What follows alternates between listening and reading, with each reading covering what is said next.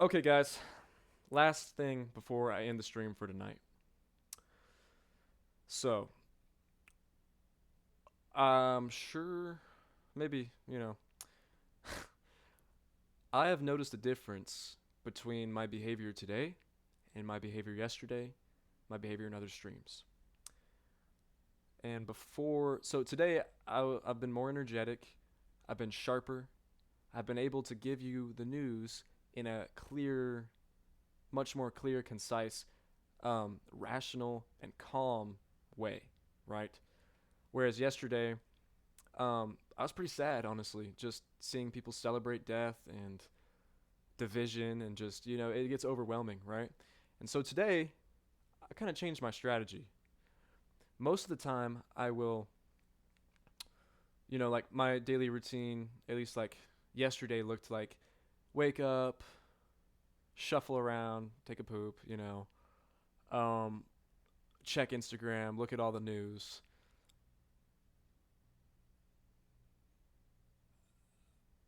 and then get stuck scrolling, and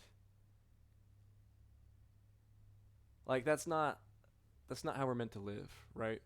So today I woke up, shuffled around, took a poop, and then um, I went outside, and I got some sunlight. And then, I went to the gym and got some exercise and went to the sauna and sweated some toxins out, and most importantly though, I spent time away from my phone. I picked up a book, and I haven't done that for a while, and need to start doing that more because reading does something to your mind, right? And it's much different than a screen. You look at the screen long enough, you start getting sunken in eyes. Like at the beginning of the stream, I didn't look like this, and now because I've been streaming for nearly 4 hours, I'm starting to notice that, like, dude, you need to take a break. That's why I'm about to end it. But the whole point is like, in order to be on top of things in life, in politics, whatever you're interested in, I believe sunlight, exercise, and also like I'm not sure the best way to say this, but like mental silence. Like as in you need to be able to spend 30 minutes in silence. And even myself, I noticed I am able to do it, but like I can get stuck in phases where you just want to check the phone all the time. And you'll put down the phone and you'll be like, "I'm done. I'm not on the phone anymore." And then like your mind will wander, and then like a couple seconds later you pick up the phone and check the time, or you get a, or like dude, it gets so bad sometimes. It's happened to me before, but I see it happening to people all the time. You'll be scrolling on Instagram, you close it out, and then immediately open the app back up. You know what I mean? And it's like subconscious. It's like you don't realize you're doing it, but like you close out the app to like move on to Snapchat or TikTok or something, or just like you close out the app like I'm done with this, and then you open it right back up. It's happened to me before, and like then I notice it. And I'm like, what the fuck? You know what I mean? That's crazy. And so we gotta realize that these devices are they can be a tool, but they can also be our demise. They can lead us down a path where one with politics and everything, just desensitization. When you're constantly on that phone, constantly scrolling, seeing memes, seeing news, whatever it is, it numbs your brain. And actually, there was a study. I might just go ahead and pull it up, but there was a study that says basically like your brain on social media or on phone is like the same as your brain on heroin. Let's look it up. Brain on phone versus heroin.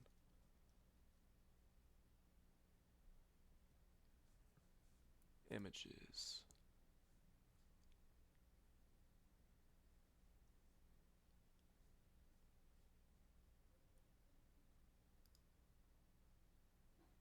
Oh, so here's one about porn, right? So, and that's really bad too, and it comes from the phone. Your brain on porn is worse than your brain on heroin, right? That's normal brain on heroin, brain on porn. Now, maybe the scrolling and everything is somewhere in between your normal brain and your brain on heroin, but you're lying to yourself if you say you can't feel the effects, right? The way to solve this problem is simply to get off the phone. You have to be able to spend 30 minutes in silence. You have to be able to, like, obviously, you have work and stuff, your mind, especially if you're like ADHD, it just, one place to another, one place to another, one place to another, it gets tiring, and that's why you need to have grounding. That's why I really push grounding, right?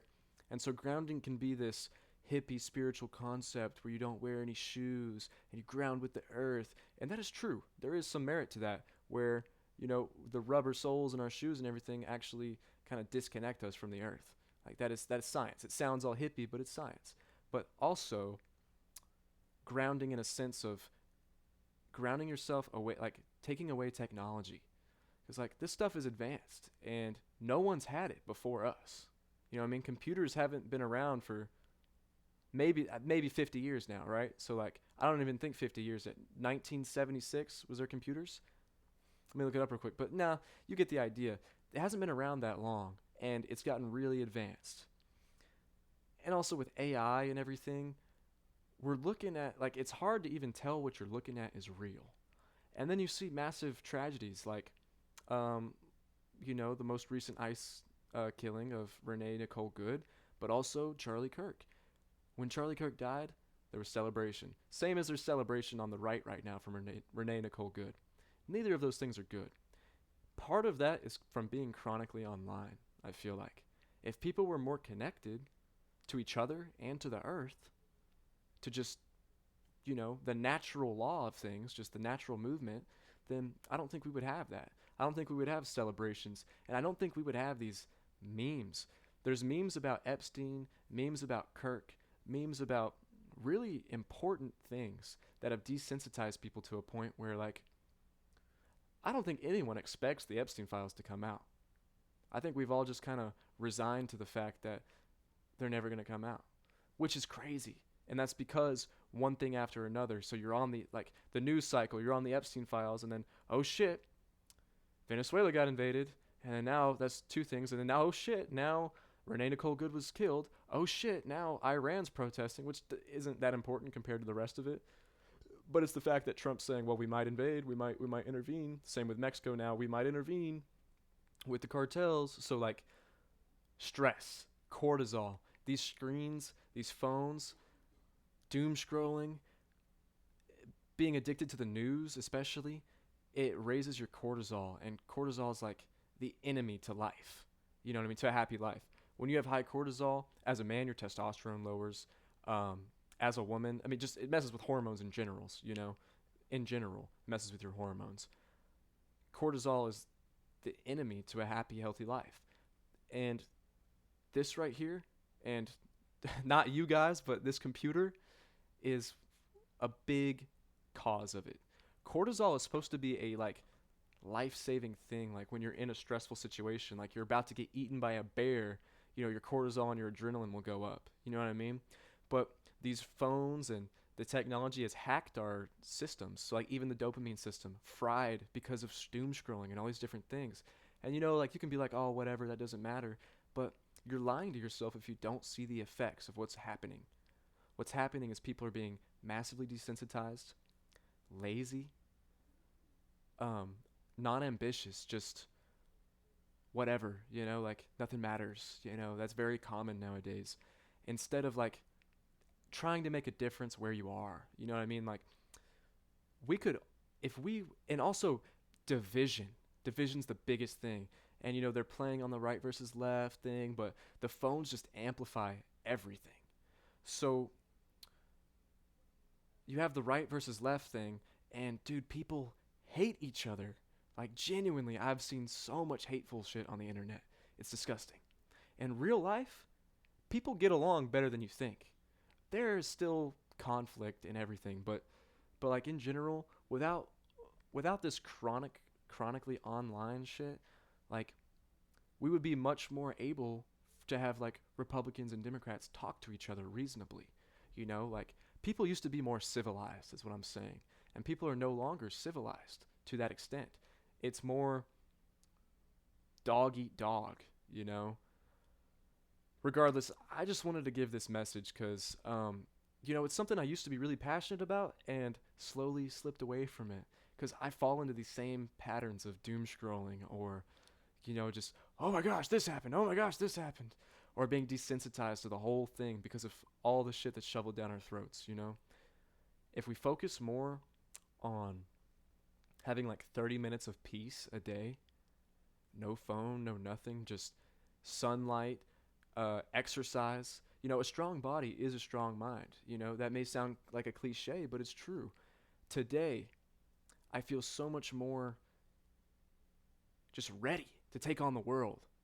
You know what I mean? Like, that sounds corny, but like, just so much more ready for everything. Ready for this podcast. Being able to elaborate in detail, being able to switch from topic to topic, having like a conversation. Whereas yesterday, I got through it, but it was rough. It was low energy. If you don't exercise, it's science. You're going to be low energy. And when you're low energy, nothing good can come from that. So right now I call all of you to get off the phone for a while, once a day, and just like ponder, just sit and meditate, sit in nature, pray, whatever it is, just get away from it all, and exercise. Go, even if it's just a walk, go on a walk in nature every day, something every day that'll ground you, that'll take you out of this cycle of bizarreness and just, it's hard to live life normally when you see evil shit all the time. And it's also hard to deal with evil shit all the time whenever you're not grounded. I hope I'm making sense, guys, but that's pretty much it. Yeah.